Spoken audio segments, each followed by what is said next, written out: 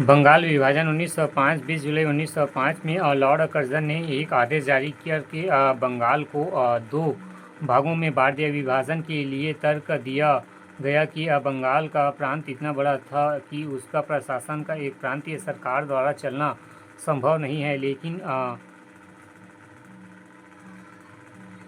इसके पीछे राजनीतिक उद्देश्य भी थे। बंग भंग वास्तव में राष्ट्रीयवाद की बढ़ती हुई शक्ति को तोड़ने का प्रयास था। विभाजित बंगाल के एक भाग में पूर्वी बंगाल असम का क्षेत्र था, दूसरे भाग में शेष पंडित बंगाल, बिहार तथा उड़ीसा थे। वास्तव में यहाँ हिंदू बंगालियों में व्यापक राष्ट्रीयता को बांटने का प्रयास था। विभाजन बांग्ला के पूर्व भाग में धार्मिक आधार पर तथा पश्चिमी भाग में भाषाई आधार पर हिंदू बंगाली अल्पमत के में थे। कांग्रेस ने इसे राष्ट्रीयता को धार्मिक, क्षेत्रीय एवं भाषाई आधार पर बांटने के प्रयास के रूप में देखा और तीव्र विरोध किया। आंदोलन 7 अगस्त 1905 में विभाजन विरोध आंदोलन आरंभ कर जमींदार, व्यापारी, वकील, छात्र, महिलाएं सभी विभाजन के विरोध में उठ खड़े हुए। एकता के प्रतीक के रूप में हिंदू मुसलमानों ने एक दूसरे को राखियां बांधी एवं फेडरेशन हॉल में विशाल सभा का आयोजन किया। 16 अक्टूबर 1905 में विभाजन लागू किया गया। इस दिन को बंगाल में शोक दिवस के रूप में मनाया जाता है। वंदे मातरम, अमर सोनार बांग्ला लोकप्रिय गीत गाए गए।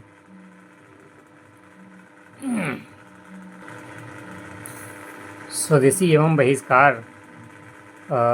जब ज्ञापन, प्रदर्शन, सभा और प्रस्तावों अर्थात मांगों का सरकार पर प्रभाव नहीं पड़ा, तब बंगाल में स्वदेशी एवं बहिष्कार आंदोलन प्रारंभ किया गया। यह विदेशी वस्तुओं के बहिष्कार एवं स्वदेशी वस्तुओं के प्रयोग का आंदोलन था। विदेशी माल, शिक्षा, न्यायालयों का बहिष्कार किया गया। विदेशी कपड़ों की होली जलाई। विदेशी सामान की दुकान पर धरना एवं खरीदने बेचने वाले सामाजिक बहिष्कार किया गया। दूसरी तरफ स्वदेशी माल, स्वदेशी शिक्षा संस्था एवं पंचायतों के लिए अपील की गई। धीरे धीरे यह आंदोलन देश के दूसरे प्रांतों में भी फैल गया। शीघ्र ही बंग भंग विरोध गौण एवं स्वाधीनता आंदोलन का केंद्र लक्ष्य बना। देसी उद्योग की स्थापना की गई। अनेक कपड़ा मिलें, साबुन और माचिस के कारखाने, बैंक और बीमा कंपनियां खुली। राष्ट्रीय शिक्षा परिषद 1906 गठित। राष्ट्रीय कॉलेज 1906 कलकत्ता। अरविंद घोष राष्ट्रीयवादी काव्य एवं गद्य और पत्रकारिता का विकास हुआ। बंगाल के युवकों, छात्रों ने पूरे जोश में भाग लिया। शहरी मध्यम वर्ग की महिलाओं ने जुलूस और धरना में भाग लिया।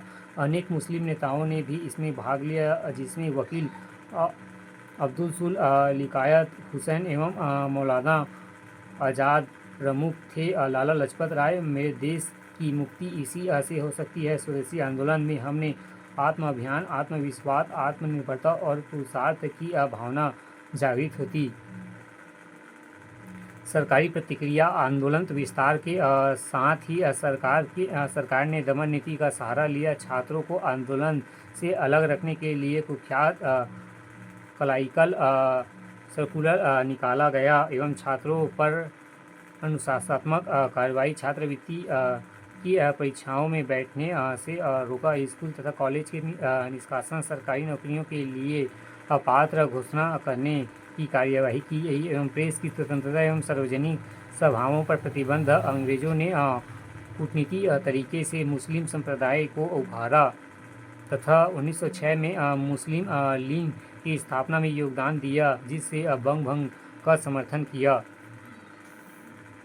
अंततः ब्रिटिश सरकार ने 1911 में बंगाल विभाजन से रोकने की घोषणा की तथा 1912 में विभाजन रद्द कर दिया गया। महत्व। बौद्धिक वर्ग के मन में यह भावना जागृत की गई कि राजस्व मांगने से नहीं बल्कि संघर्ष करने से प्राप्त होता है। जनता निर्भय तथा दिलेर रवैया अपनाना सीख चुकी थी। भारत में कई भागों में बंगाल, पंजाब, महाराष्ट्र आदि में कई क्रांतिकारी और आतंकवादी संगठनों का जन्म हुआ।